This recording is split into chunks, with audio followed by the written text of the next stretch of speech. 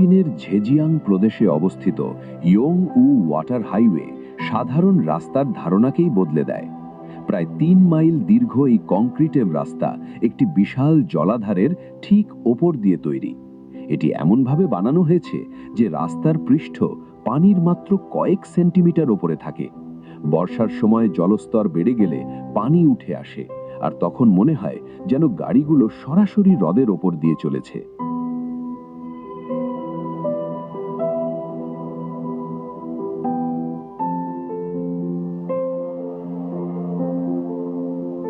এই রাস্তা তৈরি করা হয়েছে শক্তিশালী রিইনফোর্সড কংক্রিট দিয়ে, যা জলাধারের তলায় দৃঢ়ভাবে নমুর করা।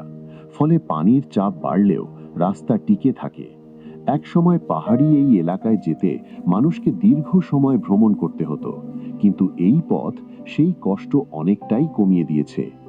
আজ এই রাস্তা চালকদের জন্য এক অদ্ভুত অভিজ্ঞতা, যেখানে ঝলমলে পানির ওপর দিয়ে গাড়ি চালাতে চালাতে মনে হয় যেন তারা ভাসমান কোনো সড়কে চলছেন।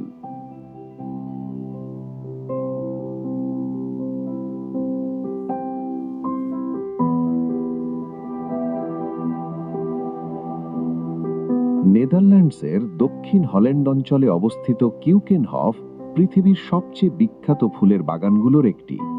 প্রায় ৭৯ একর জমি জুড়ে বিস্তৃত এই বাগানটি প্রতি বসন্তে প্রায় ৭০ লক্ষ ফুলের বাল্বের রঙিন হয়ে ওঠে। টিউলিপ, হাইসেন্থ আর ড্যাফোডিলের মতো ফুল এখানে শত শত বছর ধরে চাষ হয়ে আসছে, যা এই স্থানকে বসন্তের এক অনন্য উৎসবে পরিণত করে।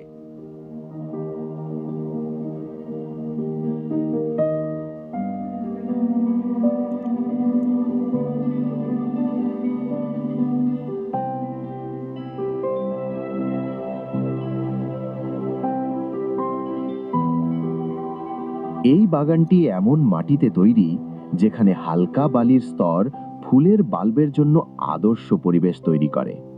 এর ফলে ফুলগুলোর রং হয় উজ্জ্বল ও চোখ ধাঁধানো।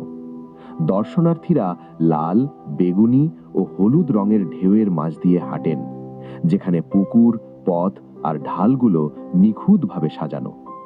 শতাব্দীর পর শতাব্দী ধরে গড়ে ওঠা এই বাগান আজ ডাচ উদ্যান শিল্পের এক জীবন্ত শিল্পকর্ম।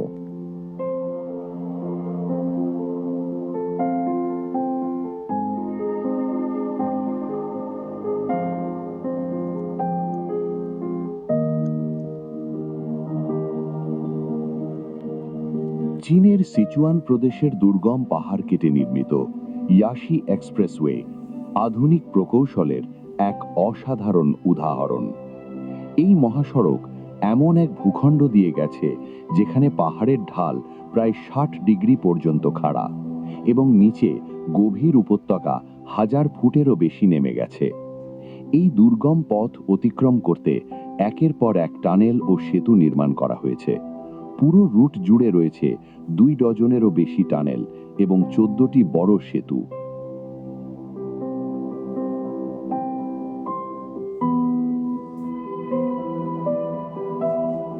এই চরম পরিবেশে রাস্তা তৈরি করতে প্রকৌশলীদের সম্পূর্ণ নতুন ধরনের নকশা ব্যবহার করতে হয়েছিল।